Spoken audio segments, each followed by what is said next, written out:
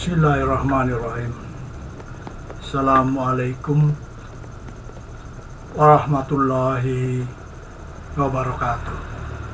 Dan salam sejahtera bagi semua kita.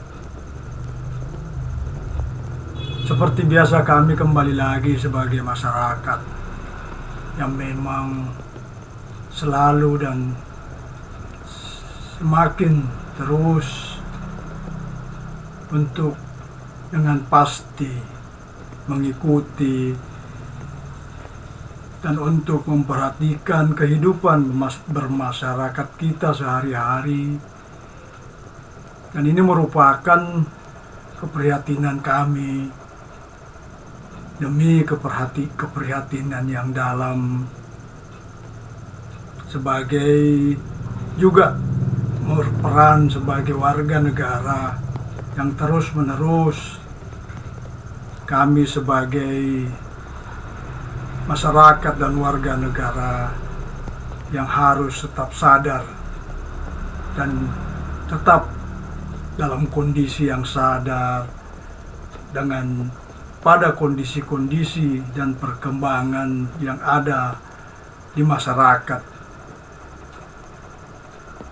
selama ini. Kami terus mengikuti perkembangan yang bergulir pada kehidupan berbangsa dan bernegara, pada hal-hal yang mungkin kontroversi atau peristiwa-peristiwa yang besar dalam perhelatan atau yang bergulir di masyarakat. Ya, kami sebenarnya bukan skeptis terhadap dinamika-dinamika yang ada, baik itu yang positif maupun yang negatif. Kami tetap dalam rangka memperhatikan sebagai warga negara pada kondisi-kondisi yang berkembang selama ini. Dan kami tentu tidak jenuh untuk terus sekedar mengikuti dan mempedulikan dan bahkan untuk mengingatkan, untuk melawan lupa, karena bangsa ini selalu lupa pada hal-hal yang sangat kontroversi yang bahkan merugikan kita semua. Memang masyarakat kita yang semakin terpuruk, yang semakin sulit pada kehidupan-kehidupan. Tetapi kami juga selalu mengajak untuk tetap menggeliat pada kondisi yang serba sulit ini, untuk terus bergeliat, merubah, dan tetap berjuang. Walaupun sesekali harus melihat ke belakang pada peristiwa-peristiwa kontroversi atau terhadap fenomena-fenomena di masyarakat, terutama korupsi misalnya, yang masih banyak dan belum tuntas, pada hal-hal kebijakan misalnya, banyak hal-hal kebijakan yang tidak relevan dan tidak berpihak kepada masyarakat. Nah, inilah yang kami selalu soroti sebagai masyarakat. Bagaimana struktur kepemimpinan, struktur lembaga, dan sampai pada struktur kementerian, bahkan pada struktur kepresidenan.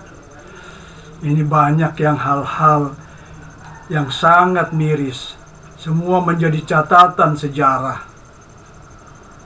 Nah, tinggal kita yang memaknai apakah sejarah itu menjadi sejarah yang kelam atau mungkin menjadi legasi yang bahkan mungkin mengharumkan untuk dikenang.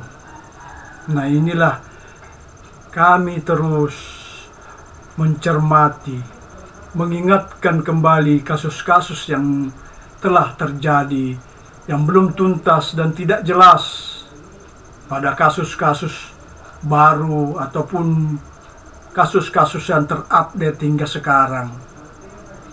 Ini banyak menambah daftar panjang lagi kontroversi-kontroversi kebijakan pemerintah yang semakin tidak menunjukkan keberpihakan kepada rakyat dan negara.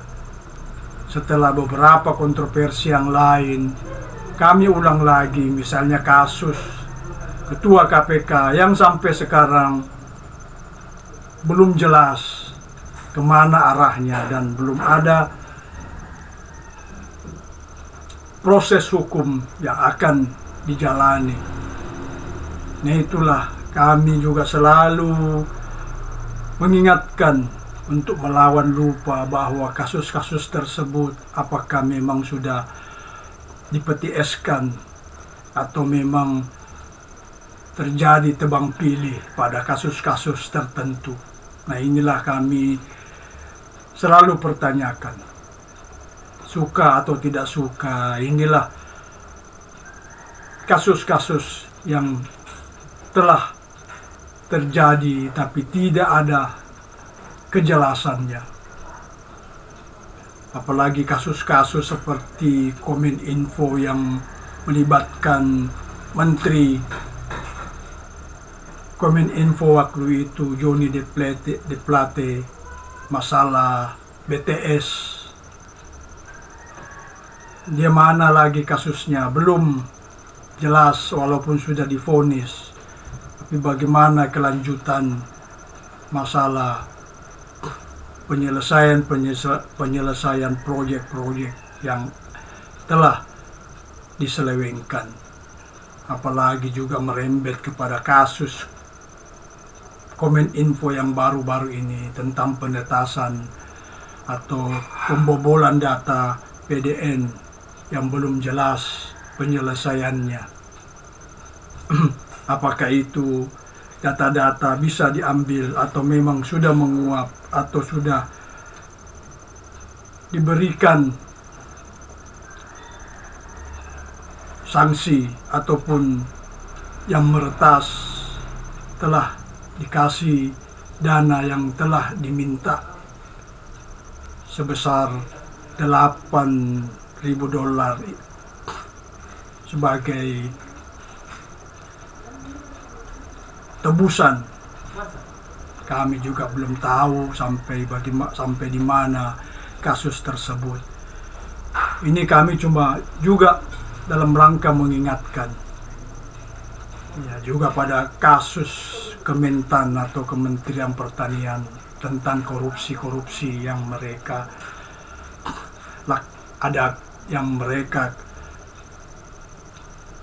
korupsi di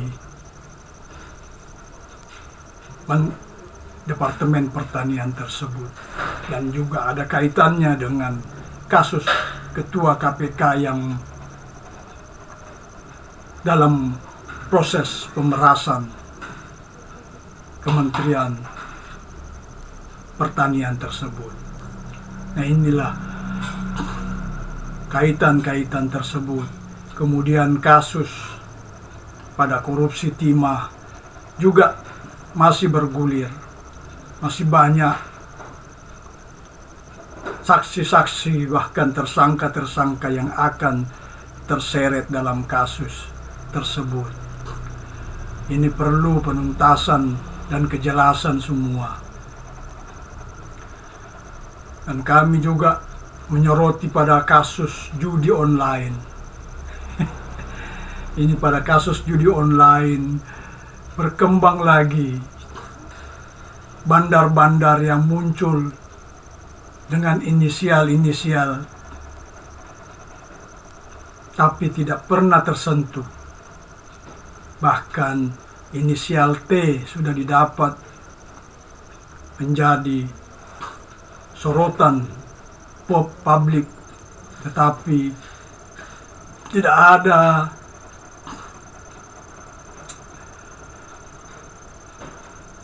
kejelasan.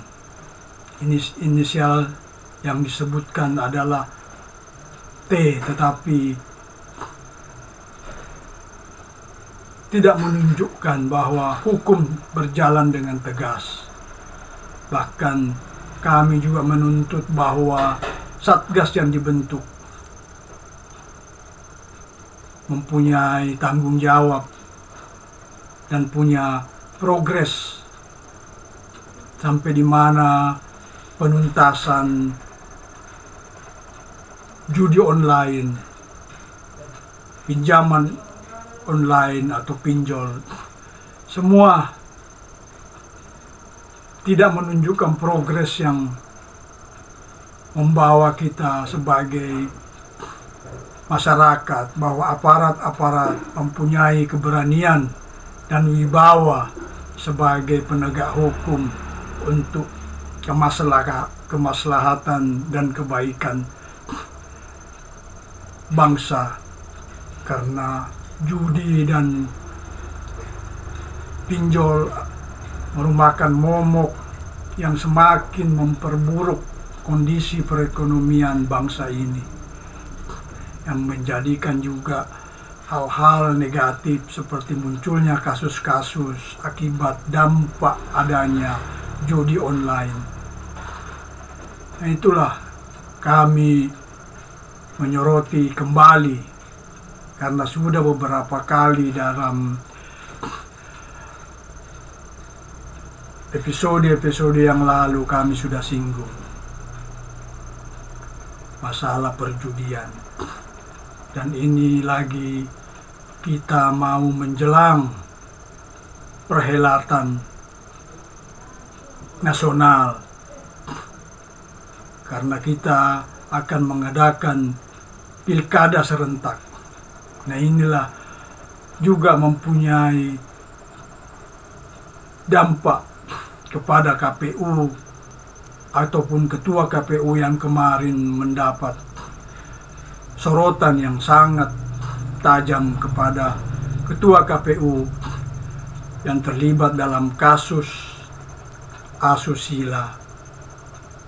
Nah, ini juga kami cermati bahwa KPU yang masih ada apakah mempunyai legitimasi yang akan mengadakan perhelatan untuk mengawasi penyelenggaraan maupun nanti sengketa-sengketa pilkada yang akan datang. Apakah mereka mampu dan bersifat netralitas, integritas yang tinggi, dengan beban bahwa ketua KPU mungkin jajarannya atau struktur ke bawah masih bisa dipercaya atau mempunyai legitimasi dan integritas yang tinggi. Nah, ini suatu tantangan bagi KPU sebagai penyelenggara nanti pada saat pilkada yang akan datang kita laksanakan serentak.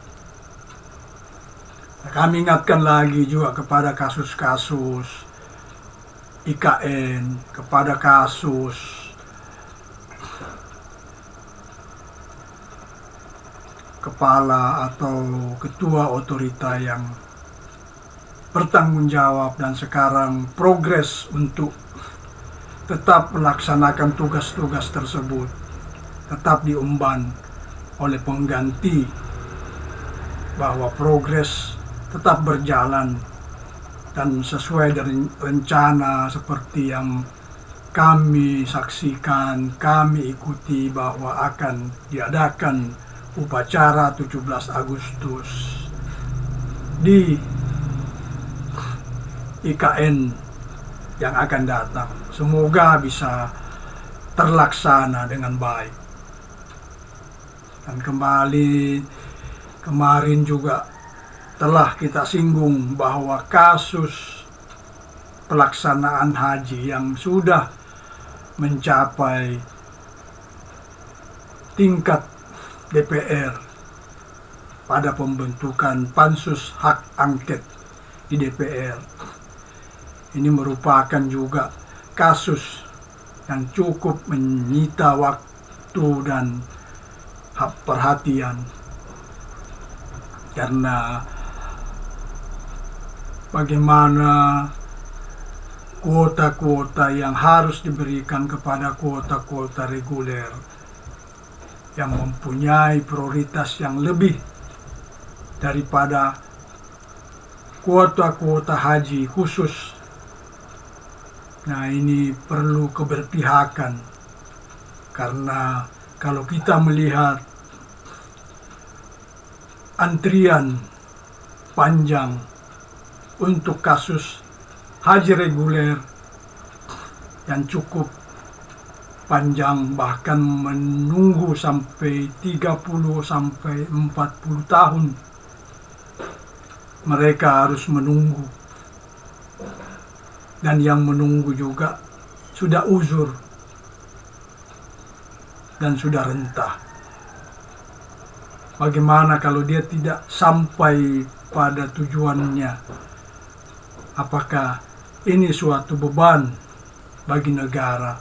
Makanya prioritas kuota-kuota itu diberikan sebetulnya kepada haji-haji reguler yang punya daftar tunggu yang panjang dan yang sudah uzur hingga bisa menjadi prioritas. Nah, inilah kasus-kasus yang terus menguat hingga terjadi polemik antara PBNU dengan PKB.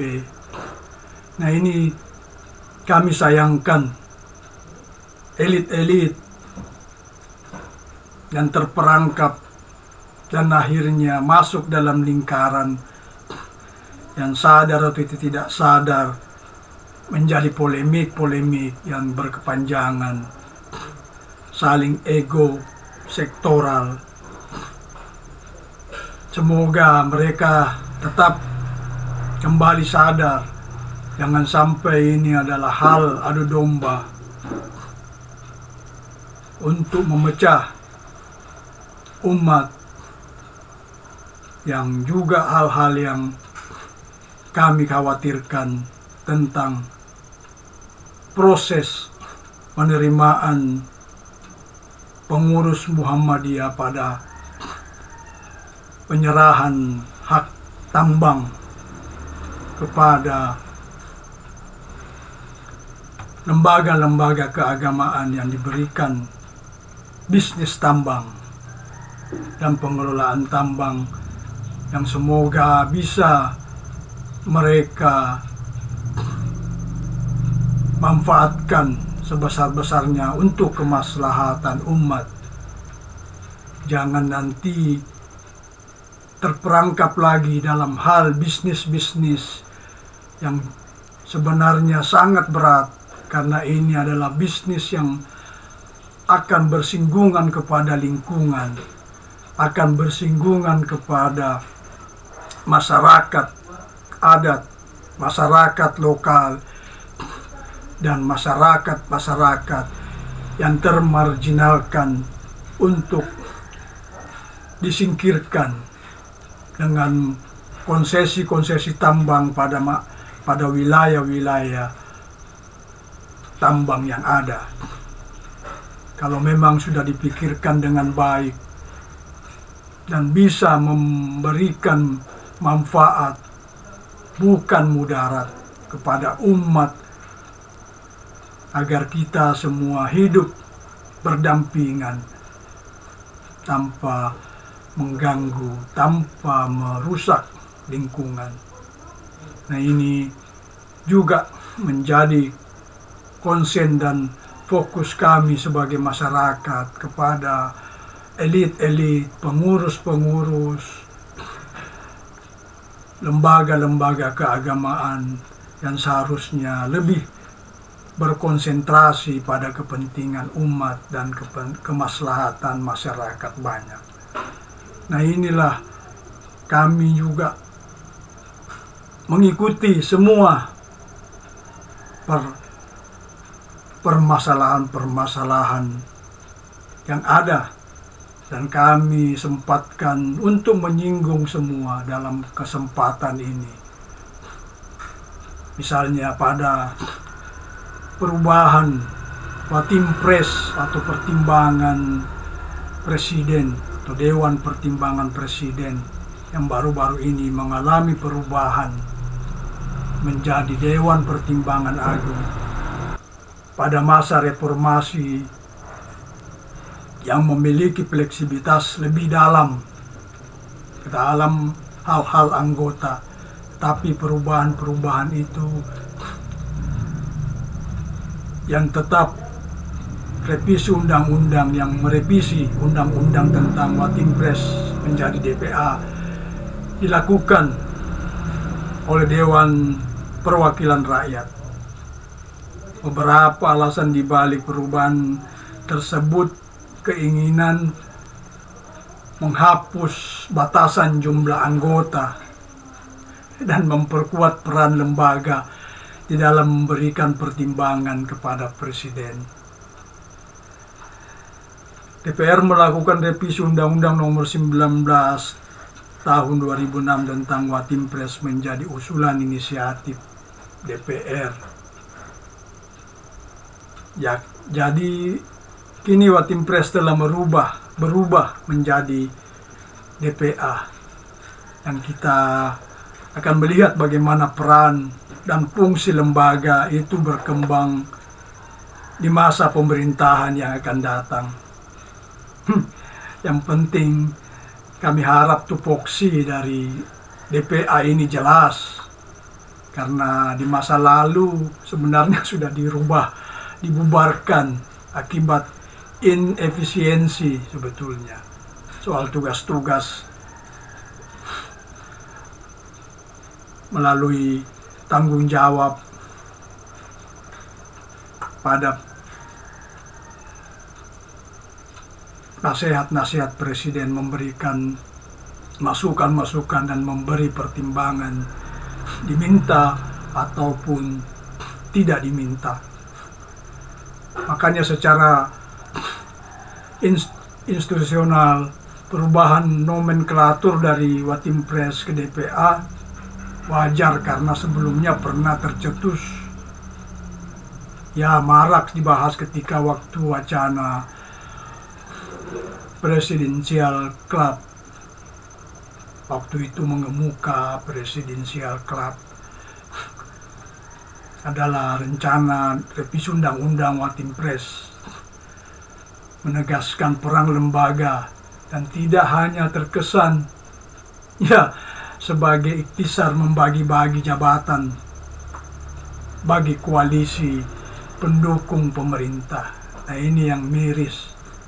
Kalau pembentukan lembaga, bahkan Dewan Pertimbangan Presiden atau DPA hanya untuk bagi-bagi jabatan. Nah, mudah-mudahan mari kita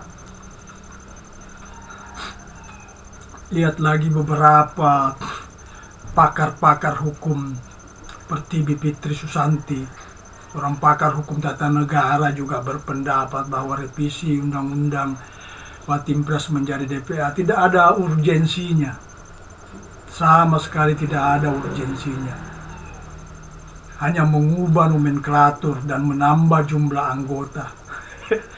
Hal ini mungkin hanya sebagai upaya bagi-bagi jatah jabatan pada rekan koalisi Presiden terpilih, mungkin.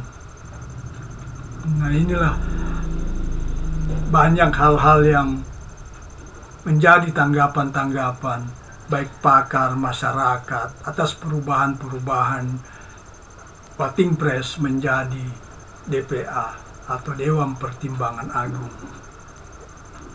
Nah, kita lihat saja mungkin hasil-hasilnya pada evaluasi kinerja yang melibatkan aspek-aspek seperti penerapan, klarifikasi, ekspektasi, dan perencanaan kinerja ke depan. Dan beberapa partai juga menanggapi hal-hal tersebut. Nah, itulah beberapa kebijakan perubahan dan hal-hal lain. Nah, inilah juga contohnya kami juga soroti ada Menteri Keuangan yang mengatakan dan mengumumkan bahwa keuangan negara dalam keadaan genting. Nah, ini kami sayangkan. Kenapa sudah parah, sudah genting, baru diekspos atau diumumkan dan katanya mau dibawa ke DPR. Ini kan terkesan cuci tangan atau jelek buntutnya, tanpa merasa bersalah langsung buang badan. Kan ini kacau ini. Tanpa merasa bersalah terus mengeluarkan statement-statement dan slogan-slogan yang gak jelas nih tentang kondisi keuangan, stabilitas ekonomi. Bahkan mereka dengan ringannya mengklarifikasi dengan berbagai info-info keuangan yang membanding-bandingkan dengan negara-negara maju. Katanya negara maju juga dalam keadaan kondisi yang tidak baik-baik saja. Tapi mereka tidak menjelaskan secara rinci bahwa negara-negara maju yang punya utang besar, lebih besar dari utang kita. Tapi mereka mempunyai ekspor-impor keuangan yang sangat-sangat sehat dan bisa membayar hutang untuk menjadikan balance bahkan lebih daripada hutang yang mereka kelola. Bukan seperti kita yang sudah membebani APBN yang akan berpengaruh kepada pembangunan yang akan berdampak sangat. Nah, kemudian karena kepanikan kami cermati, bahkan pajak-pajak meningkat di sana sini. Untuk hal yang berdampak tersebut, contohnya pajak misalnya PPN yang maksi pada waktu itu 10%, dinaikkan 11%. Memang 1%, tapi dampak yang efek domino sangat besar. Dari PPN 10% dinaikkan menjadi 11%, dan kemudian akan ada rencana untuk dinaikkan lagi per Januari 2025 menjadi 12%. Ini kan indikasi bagaimana pengelolaan APBN yang terus anjlok dan berpengaruh kepada pemungutan pajak yang juga akan berdampak kepada masyarakat luas. Dan kemudian lagi ada isu bahwa semua kendaraan harus diasuransikan. Nah, ini kan membebani dengan premi yang harus ditanggung oleh masyarakat. Asuransi sebenarnya kan sifatnya pribadi dan personal. Siapa yang mau mengasuransikan, siapa yang tidak mengasuransikan kendaraannya. Ini bukan pemaksaan seperti misalnya Tapera, tabungan perumahan rakyat, katanya tabungan, tetapi harus dipotong langsung sebanyak 3%. Nah, semua ini menjadikan indikasi-indikasi yang sudah membuat kebijakan-kebijakan yang pasti kita sudah lihat kemana arahnya kebijakan ini tersebut, dengan kepanikan yang harus membebani masyarakat. Yang inilah kebijakan-kebijakan yang tidak mementingkan atau tidak memperlihatkan keberpihakan, mengeruk dana dari masyarakat. Tidak ada kreativitas untuk bagaimana mencari dana tanpa harus membebani rakyat. Kalau begini pemerintah, ya anak kemarin sore juga bisa jadi pemerintah kalau cuma mencari utang dan utang lagi. Dan yang dipaksa membayar harus rakyat. Terus yang dipaksa dengan berbagai kebijakan-kebijakan yang juga akan mempengaruhi kehidupan sangat, seperti pada kebijakan nanti BBM, Petrelite akan dihapuskan yang beralih ke Petramax.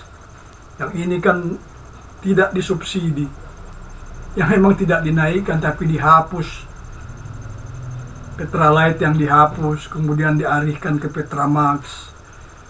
Ini berarti memberatkan lagi masyarakat, yang menjadi efek domino pasti akan terjadi karena semua akan terdongkrak dan merangkak naik, terutama pada kebutuhan-kebutuhan pokok seperti sembako, transportasi, TDL listrik, dan lain-lain yang menjadi kebutuhan masyarakat luas. Inilah yang kami selalu cermati, dan yang mirisnya lagi dengan penurunan dan pengurusan daya beli masyarakat ini. Kemudian ada kebijakan lagi dengan pembodohan lagi demi pembodohan, dengan makan siang gratis, bansos atau BLT dengan alasan menaikkan daya beli masyarakat, menuntaskan stunting. Tapi coba kita berpikir, pembodohan demi pembodohan lagi, masyarakat dinina-bobokkan, masyarakat tidak mempunyai kreativitas, hanya menerima bantuan, menerima makan siang gratis, menerima BLT tanpa diberi solusi. Seandainya program-program itu dialihkan kepada pemenuhan tenaga kerja dengan memberikan pelatihan-pelatihan agar masyarakat bisa mandiri tanpa diberi makan siang, mereka akan bisa membeli makan sendiri dengan hasil keringatnya sendiri, mempunyai kehormatan dan etika bahwa mereka mampu atas program-program yang bersifat masif untuk kemaslahatan bangsa, bukan terus dibodohi dengan BLT, bansos, dan pembodohan-pembodohan lain dengan makan gratis, dan sehingga masyarakat menjadi ketergantungan dan membodohi dirinya sendiri karena selalu berharap akan dibantu, tidak diberikan motivasi, daya juang yang tinggi agar mereka bisa mandiri.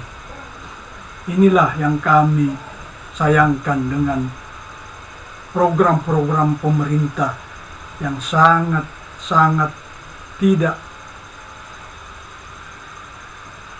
memberikan wibawa kepada bangsa kita sendiri. Maka dari semua itu, mudah-mudahan gambaran atau peristiwa yang telah terjadi dan polemik bukan lagi bualan atau rekayasa demi kepentingan tanpa keberpihakan pada kemaslahatan umat dan rakyat. Inilah, semoga kita semua bisa berperan sebagai masyarakat, sebagai warga negara dalam kegelisahan kami untuk saling mendukung, memberikan motivasi, memberikan kepedulian, minimal rasa care, rasa peduli kita sebagai masyarakat untuk berubah ke arah yang lebih baik, bukan lebih membayangkan hal-hal yang sangat kritis dan akan penuh kecemasan. Maka kami juga bermohon kepada masyarakat luas untuk pendapat-pendapatnya, komentar-komentarnya dalam hal narasi ini untuk kebersamaan kita sebagai masyarakat agar menuju pada perubahan yang lebih baik. Nah, kami tidak panjang lebar lagi, kami kembalikan kepada rakyat bangsa ini untuk memilih jalan yang mana yang harus kita tempuh secara bersama-sama dan masif untuk segera merubah. Jangan cuma kita berkomentar di luar di mana-mana tapi tidak ada reaksi yang lebih progresif agar lebih cepat perubahan ini bisa kita nikmati bersama untuk jangka pendek, jangka menengah dan jangka panjang. Nah, maka demikianlah harapan kami ini, dan semoga semua kita masih selalu tetap berprasangka baik dan tetap berprasangka jernih, karena kita harus berpikir jernih. Dan untuk itu kami akhiri dengan ucapan wabillahi taufiq wal hidayah. Assalamualaikum warahmatullahi wabarakatuh.